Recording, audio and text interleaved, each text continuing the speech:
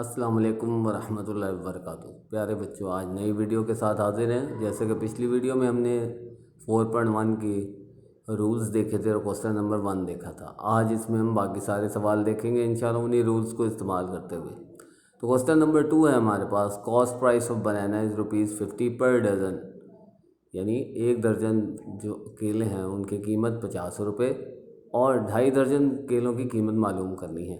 जैसा कि कल हमने पढ़ा था, तो क्वांटिटीज़ को पहले हम जानेंगे। तो इसमें बनानाज है और कॉस्ट है। एक दर्जन में 12 होते हैं, लिहाजा हमने इसको कॉस्ट उसकी 50 साथ लिख दी। और इसी तरीके से 2.5 दर्जन की कीमत हमने साइड पे देखें, आरबी रिमाइंडर बैंक के तौर पे लिखी, तो उसमें 30 आ गया। अब 30 जो बनानाज है उसकी कीमत क्या है वो आपने मालूम करनी है। अब देखें, जैसा कि बनानाज बढ़ रहे हैं तो हमने इसका मतलब दोनों तरफ कीमत भी बढ़ जाएगी। कीमत बढ़ेगी तो डायरेक्ट प्रोपोर्शन होगा, दोनों तरफ सेम चेंज हो तो डायरेक्ट प्रोपोर्शन होता है। उसके बाद जो स्टेप है वो आपने देखा कि जिस तरफ एरो होता है उसी तरफ हम जो है ना रेशो बनाते हैं। यानी 30 और 12 को अगर देखें तो 30:12 लिखा जाएगा। इसी तरीके से यहाँ पर x:50। कल जैसे ये साथ ही मैंने डेफिनेशन लिख दी है प्रोपोर्शन की, तो उसी हवाले से हमने 30:12 को लिखा 30/12 और प्रोपोर्शन की जगह इक्वलिटी लगाकर x/50 लगा दिया। तो इस तरह आगे 50 x के लिए इसको हल करना है।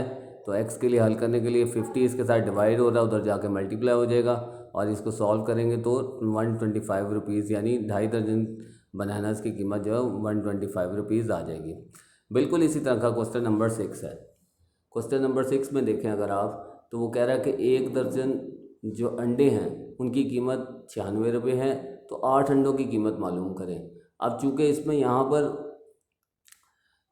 अंडे की तादाद कम हो गई तो कीमत भी कम हो जाएगी, इस वजह से इसमें डायरेक्ट प्रोपोर्शन है।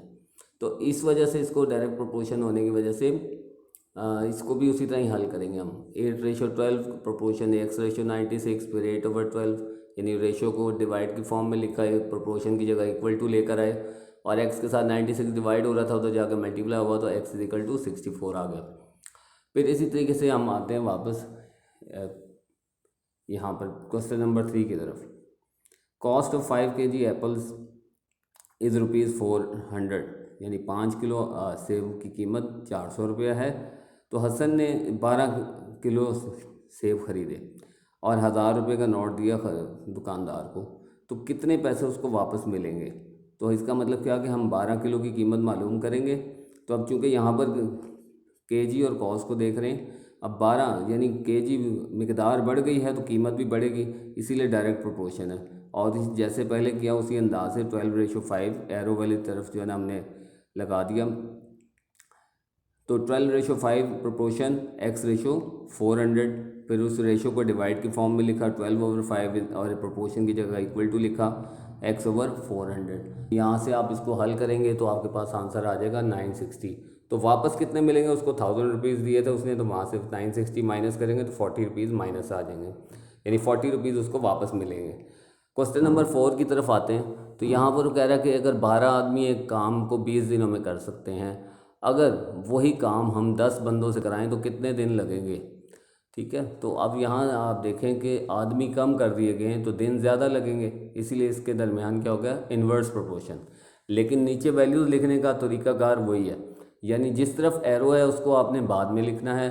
तो यहाँ पर एरो 10 के साथ है, इसलिए हम लिखेंगे 12:10 और प्रोपोर्शन लगाकर फिर x:20 और 12/10 = x/20 और x के साथ 20 डिवाइड हो रहा है, उधर जाके मल्टीप्लाई हो जाएगा। तो इसको हल करेंगे तो यानी वही काम जो 12 आदमी 20 दिनों में करते हैं तो 10 आदमी उसको 24 दिनों में करेंगे। इसी तरह का एक सवाल क्वेश्चन नंबर 5 है, लेकिन इसमें आप देखें अगर तो क्या फ़र्क है। 20 आदमी हैं वो एक काम 15 दिनों में करते हैं, तो अगर यही काम वो कहता है how many more people are required to complete the work in 10 days, कि काम वही है लेकिन अगर आप उसको 10 दिनों में करना आना चाहते हैं तो ज़्यादा आदमी कितने चाहिए होंगे। तो इसमें आपने क्या मालूम करना है। अब वहाँ इस सवाल में अगर आप देखें तो यहाँ डेज़ मालूम करने हैं, यहाँ पर अननोन क्या चीज़ है, आदमी। तो ये दोनों इसमें भी अब चूँकि दिन कम हो गए तो आदमी ज़्यादा चाहिए होंगे, इसलिए इन्वर्स प्रोपोर्शन है। तो बाकी वैल्यूज़ लिखने का तरीकाकार ये बड़ा अहम स्टेप है यहाँ पर। कि आपने ये समझना है पहले इन दोनों का रिलेशन कि डायरेक्ट है कि इन्वर्स है। तो यहाँ पर चूँकि दिन कम हो गए तो आदमी ज़्यादा चाहिए होंगे आपको, तो इन्वर्स रिलेशन हो गया। लेकिन ये वैल्यूज़ लिखने का तरीका जैसे मैंने आपको बताया, जहाँ एरो का निशान है उसको आपने दूसरी रकम लगानी, यानी x/20 प्रोपोर्शन लगाया, 15/10, और रेशो को आपने डिवाइड की फॉर्म में लिखा, x/20 इज इक्वल टू 15/10। ये 20 जो है वो डिवाइड हो रहा है, उधर जाके मल्टीप्लाई होगा। तो यहाँ से आप इसको सॉल्व करेंगे 30 डेज, यानी 30 आदमी वही काम 10 दिनों में कर सकते हैं। ये सवाल हमने पहले कर लिया।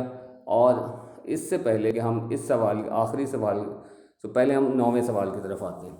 तो 9वां सवाल क्या है कि अगर आपके पास 4000 ईंटें हैं, उसकी कीमत 25,000 रुपये है, तो ऐसी 9000 ईंटों का कितनी कीमत होगी। तो चूँकि ईंटों की ईंटें ज़्यादा होंगी तो कीमत भी ज़्यादा होगी, डायरेक्ट प्रोपोर्शन होगी।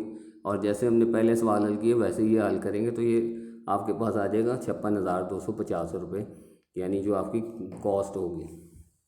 तो इसके बाद हम आते हैं आखिरी सवाल की तरफ, जो कि आगे 7वां सवाल मैं आखिर में करा रहा हूँ, क्योंकि ये सवाल आपको अगली एक्सरसाइज की बुनियाद बना रहा है, जिसमें 3 क्वांटिटीज़ आ रही हैं। ठीक है, 18 people completed a work in 10 days, यानी 18 लोग हैं वो एक काम 10 दिनों में मुकम्मल करते हैं। How many people are required to complete 1/3 of the same work, उसी काम का 1/3 काम करना है, तो वो उसके लिए कितने दो लोग चाहिए होंगे। तो यहाँ पर हमने मैन, डेज और वर्क पे ले आए।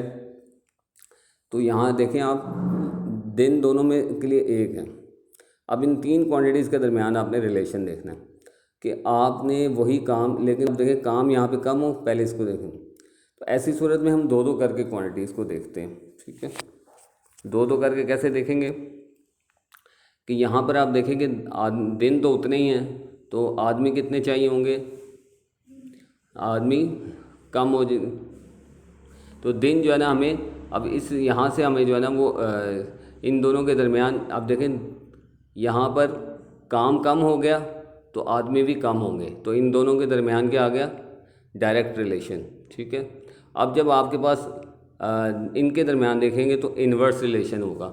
इसको लिखना कैसे, आप ज़रा ये समझना आपने। यहाँ तो हमने पहली क्वांटिटी लिख दी, इसके अकॉर्डिंगली x/18, फिर प्रोपोर्शन है 10/10 और प्रोपोर्शन 1/3/1। यहाँ लिखने के लिए जो अननोन वैल्यू वो यहाँ लिखेंगे और बाकियों को उसी तरीके से रेशो में लिख देंगे आप, 1/3 डिवाइडेड बाय 1। तो यहाँ से इसको अब 18 को उधर ले जाएंगे, बाकी उसको हल करेंगे तो 6 आदमी चाहिए होंगे आपको 1/3 काम करने को, 1/3 काम 10 दिनों में मुकम्मल करने के लिए। तो ये रहा था ये जो बुनियाद है। इंशाल्लाह इसकी आखिरी सवाल जैसे आगे 4.2 में मज़ीद सवाल आएंगे तो उसको अगली वीडियो में देखेंगे। तो मज़ीद जो सवालात हों तो उसके लिए चैनल को सब्सक्राइब करें ताकि पूरा सिलेबस आपको मिलता रहे। शुक्रिया।